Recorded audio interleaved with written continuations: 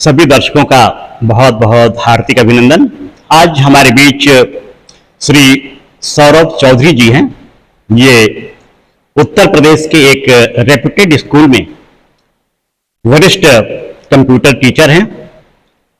अक्सर व्यूअर्स, दर्शक, स्टूडेंट्स पूछते रहते हैं कि कंप्यूटर के क्षेत्र में यदि हमें आगे बढ़ना है तो हमें क्या करना होगा।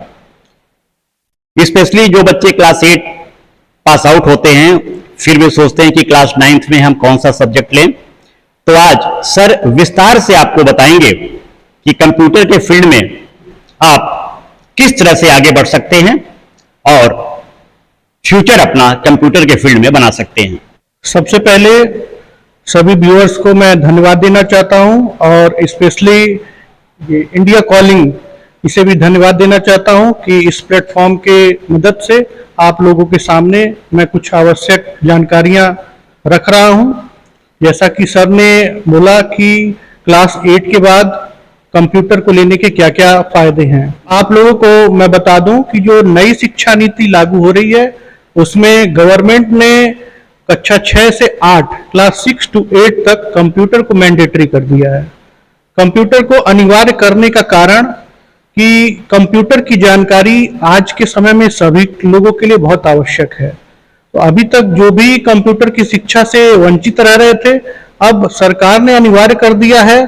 तो आने वाले सत्र में जब नई शिक्षा नीति लागू होगी तो कक्षा 6 से 8 तक जो है वो सभी लोग कंप्यूटर अवश्य रूप से पढ़ सकेंगे।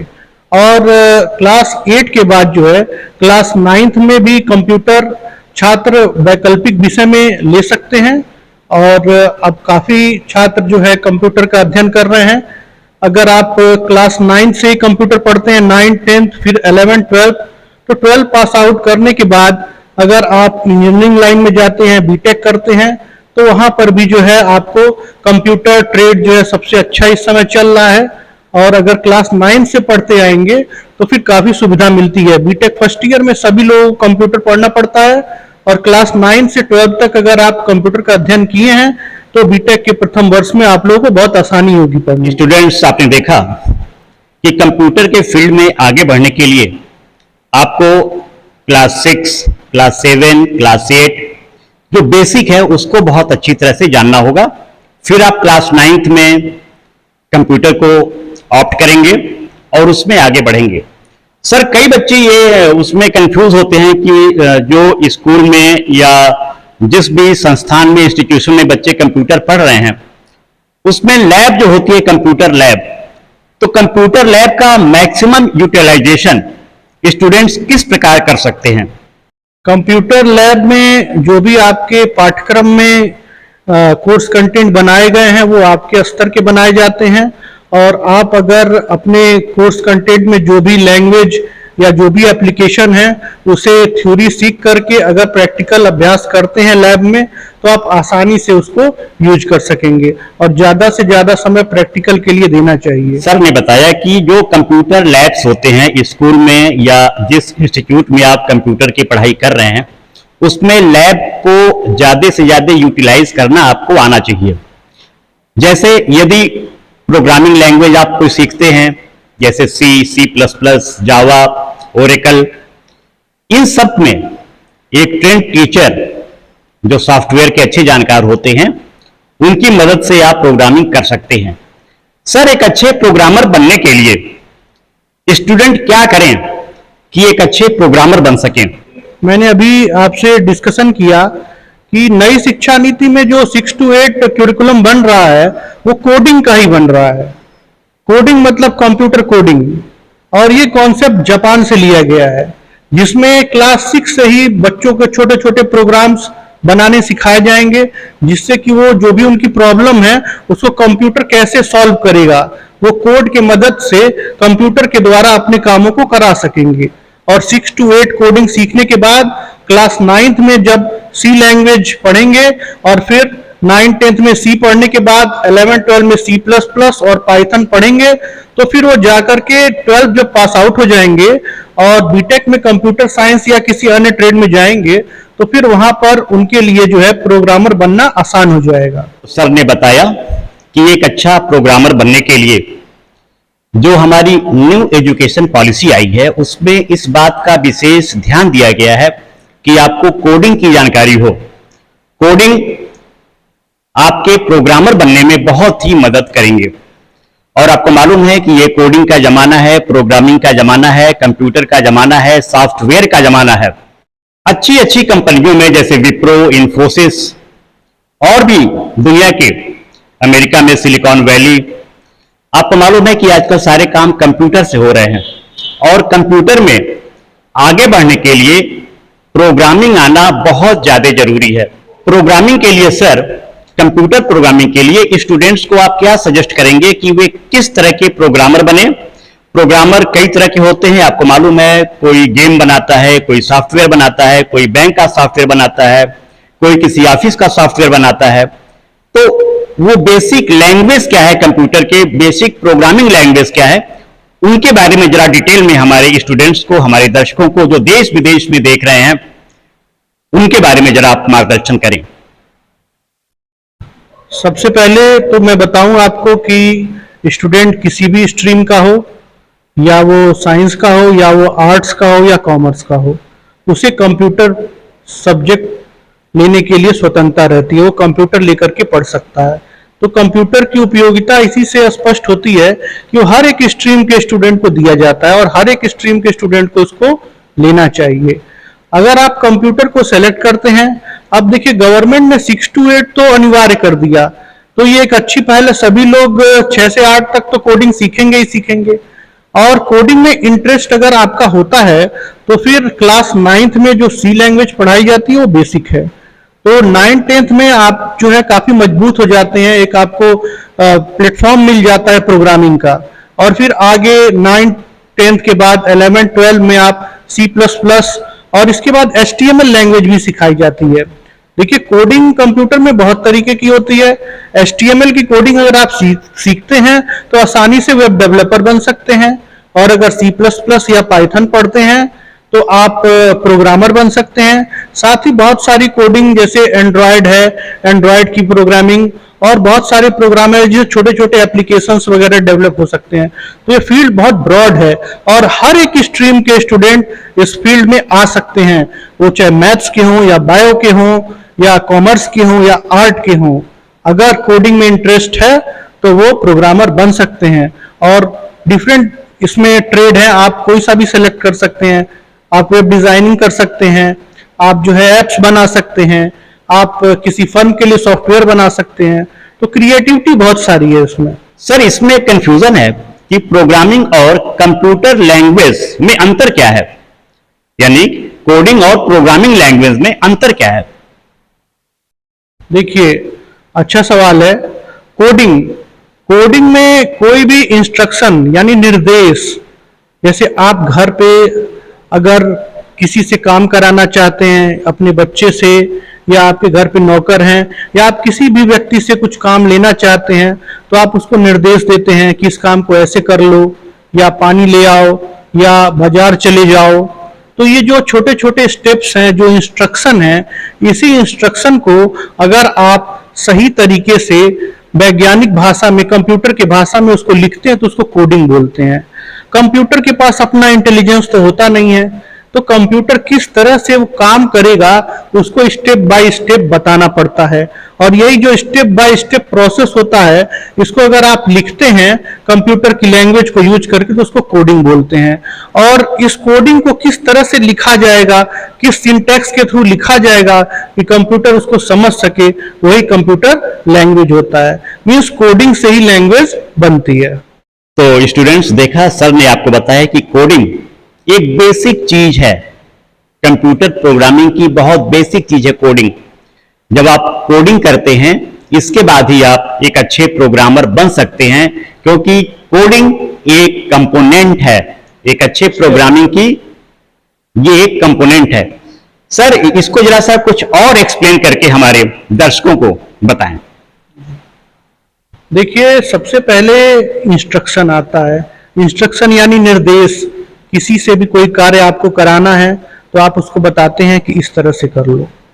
तो इस तरह से जब मल्टीपल इंस्ट्रक्शन को एक साथ हम इकट्ठा करते हैं, यानी कहें collection of instruction is known as program. जब प्रोग्राम बन जाता है, प्रोग्राम यानी कार्यक्रम, तो फिर बहुत सारे प्रोग्राम को अगर एक साथ हम कलेक्ट कर देते हैं, means collection of program is known as software, तो सॉफ्टवेयर बन जाता है। और सॉफ्टवेयर बनाने के लिए हमको प्रोग्रामिंग लैंग्वेज की जरूरत होती है। और प्रोग्रामिंग लैंग्वेज का मतलब कि पर्टिकुलर सिंटैक्स का यूज करके आप कोड्स को लिखें, और जो स्टेप बाय स्टेप इंस्ट्रक्शन आप कोड के थ्रू लिख रहे हैं, उसी से जो है आपका सॉफ्टवेयर बनता है और उसी पर कंप्यूटर काम करता है। जो स्टूडेंट्स कोडिंग सीखना चाहते हैं तो उन्हें क्या करना होगा? कोडिंग के लिए सबसे पहले आप जहां पर भी पढ़ रहे हैं वहां पे आप कंप्यूटर विषय लीजिए। क्लास 6 to 8 में भी कंप्यूटर विषय लीजिए। तो जो भी सिलेबस बनाया जाता है उस सिलेबस में छोटी छोटी कोडिंग जरूर सिखाई जाती है, तो आप शुरुआत वहां से कर सकते हैं। अगर आपका उसमें इंटरेस्ट है, रुझान है, आपको अच्छा लगता है, तो आप अपने टीचर्स की हेल्प लीजिए और कोड्स को और ज़्यादा अच्छे से बनाइए। इसके बाद आज इंटरनेट पे बहुत सारे टूल्स अवेलेबल हैं, आप यूट्यूब की भी हेल्प ले सकते हैं। आप और ज़्यादा क्यूरिस्टिक हैं तो बहुत सारे कोडिंग एप्स भी डेवलप हो चुके हैं जो कोडिंग सिखाते हैं। लेकिन स्टार्टिंग जो है आप अपने सिलेबस से कीजिए, और जो भी आपके सिलेबस में जिस भी लैंग्वेज में, पाइथन में अगर कोडिंग है तो पाइथन में कोडिंग करना स्टार्ट कीजिए, और कंप्यूटर या लैपटॉप की हेल्प से या अपने स्कूल में लैब में उसको कीजिए। और फिर आपको और इंटरेस्ट होता है तो यूट्यूब और बहुत सारे प्लेटफॉर्म है जो आपको सपोर्ट करेंगे। इसके बाद भी अगर आप और अच्छा करना चाहते हैं तो फिर कुछ दिन बाद जो है आप डिफरेंट टाइप के एप्स भी ले सकते हैं जिससे आपको कोडिंग आ जाएगी। और धीरे धीरे जो है जैसे जैसे आपकी क्लास बढ़ते जाएगी 6 to 12 आप अपने आप अच्छे प्रोग्रामर बनते जाएंगे। और कंप्यूटर सब्जेक्ट में फिर आगे आप अगर बीटेक या पॉलिटेक्निक में जाते हैं तो वहां भी फिर आपको आगे कंटिन्यू कर दिया जाएगा और आप आगे चल के एक अच्छे प्रोग्रामर बन जाएंगे। प्रोग्रामिंग के लिए सबसे पहले लॉजिक होना चाहिए। लॉजिकल अगर आप हैं, लॉजिकल माइंड अगर आपके पास है तो आप एक अच्छे प्रोग्रामर बन सकते हैं। किसी भी प्रॉब्लम को सॉल्व करने के लिए लॉजिक की जरूरत होती है, और अगर आपका लॉजिकल माइंड है तो आप किसी भी टाइप की प्रॉब्लम को सॉल्व कर सकते हैं। और कंप्यूटर से हम किस तरह से प्रॉब्लम मीन्स कोई भी क्वेश्चन जिसे हम सॉल्व करना चाहते हैं वो कंप्यूटर से हम किस तरह कराएं, इसी के लिए कोडिंग की जाती है। तो जो एक अच्छा लॉजिकल माइंड रखता है, जिसका लॉजिक अच्छा है, वो आसानी से कोडिंग को कर सकता है और सीख सकता है। कोडिंग के सिंटैक्स तो आपको कोई भी बता देगा कि किस तरह से आप प्रोग्राम लिखिए, किस तरह से प्रोग्राम लिखे जाते हैं। जैसे ग्रामर में आपको बताया जाता है कि टेंस और सारी चीजों का उपयोग कैसे करते हैं, वैसे इसमें भी बताया जाता है कि आप कैसे डिफरेंट टाइप के सिंटैक्स यूज करेंगे। लेकिन लॉजिक जब तक आप डेवलप नहीं होगी आपके अंदर, आप कोडिंग नहीं कर पाएंगे। तो जो लॉजिक्स है, किसी भी प्रॉब्लम को सॉल्व करने का वे, लॉजिक क्या है कि कोई भी समस्या अगर आती है तो उसको किस तरह से आसानी से सॉल्व किया जाए, वो तरीका कोई भी हो सकता है, बहुत एक से ज्यादा तरीके होते हैं। तो लॉजिक से अगर आप किसी प्रॉब्लम को सॉल्व कर लेते हैं तो फिर आप उसके कोड्स को उसके पर्टिकुलर सिंटैक्स के हेल्प से लिखेंगे और फिर वो आसानी से कंप्यूटर कोड्स बन जाते हैं। क्लास 12 के बाद कंप्यूटर फील्ड में बच्चे कौन सा कोर्स करें, उसके लिए जरा कुछ हमारे बच्चों को गाइडलाइन दीजिए। ये बहुत अच्छा प्रश्न है।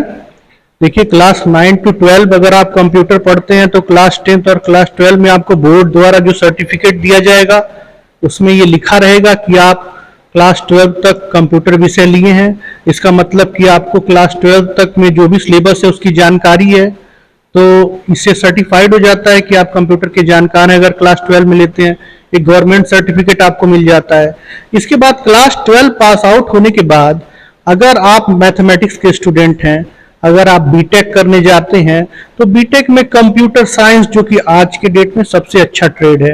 अगर आईआईटी की बात करें तो आईआईटी में कंप्यूटर साइंस के जो 50 सीट हैं वो सबसे पहले भरते हैं।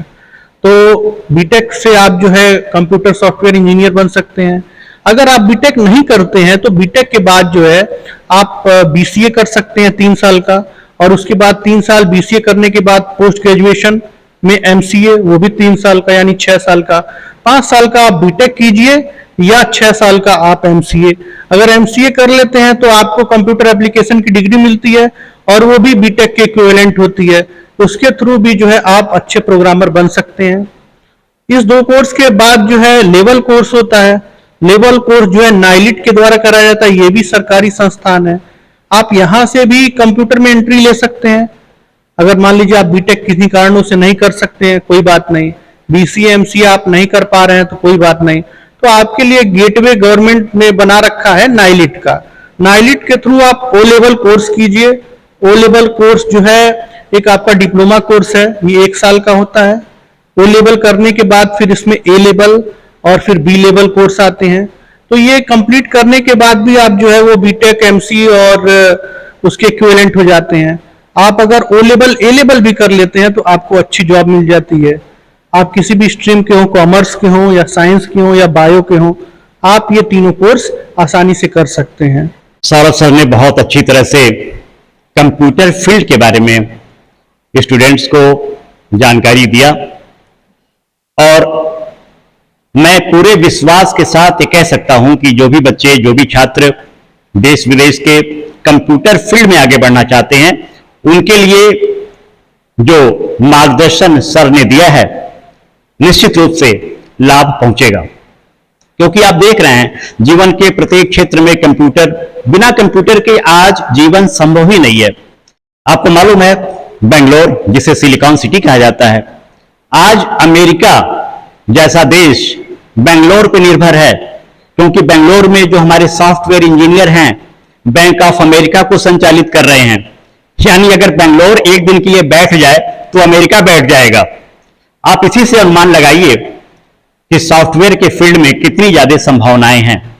हम सभी लोग इस बात को जानते हैं, हम सभी लोगों के घरों के आसपास सॉफ्टवेयर इंजीनियर कितनी अच्छी सैलरी पा रहे हैं, कैसे वे अपना स्टार्टअप शुरू कर रहे हैं, अपनी कंपनी स्टार्ट कर रहे हैं। इससे सर ने जो जानकारी दिया, इससे बहुत ज्यादा लाभ होगा। और कंप्यूटर के फील्ड में खास करके जो भी बच्चे इंटरेस्टेड हैं, यदि आपको कोई और जानकारी कंप्यूटर के फील्ड में चाहिए तो आप कमेंट बॉक्स में कमेंट कीजिएगा। उस कमेंट को सर और मैं दोनों लोग पढ़ते हैं और उसको रेक्टिफाई किया जाएगा, उसको सजेशन आपको दिया जाएगा कमेंट के भी माध्यम से। और यदि जरूरत पड़ी तो एक और वीडियो कंप्यूटर के फील्ड में एस्पिरेंट्स के लिए बनाया जाएगा। सर आपका बहुत बहुत धन्यवाद, आपने इतना वैल्यूएबल सजेशंस आपने दिया। लास्ट में अपनी बात को खत्म करने से पहले मैं एक आवश्यक चर्चा आपसे करना चाहता हूं। आप कहीं पर भी प्रवेश लें, प्रवेश लेने से पहले ये जरूर देख लें कि आप जो कोर्स कर रहे हैं वो किसी सर्टिफाइड इंस्टीट्यूट से कर रहे हैं। अगर सरकारी है तो बहुत बेहतर है, और अगर सरकारी नहीं है, प्राइवेट है, तो भी वो रेप्यूटेड होना चाहिए, तभी आपके सर्टिफिकेट की कोई वैल्यू है। सर्टिफिकेट की वैल्यू होनी चाहिए। सर्टिफिकेट अगर आप अच्छे इंस्टीट्यूट से लिए हैं तो उसकी मांग हर जगह रहती है। ठीक है, नॉलेज अच्छी बात है, लेकिन आपके पास अगर आप कोर्स कर रहे हैं तो अच्छी जगह से कीजिए ताकि आपके सर्टिफिकेट की वैल्यू हो। कंप्यूटर फील्ड में इतनी अच्छी जानकारी देने के लिए सौरभ सर आपका बहुत बहुत धन्यवाद। आपका और इंडिया कॉलिंग का भी बहुत बहुत धन्यवाद, और जो भी व्यूअर्स इसको देख रहे हैं उन लोगों का भी बहुत बहुत धन्यवाद।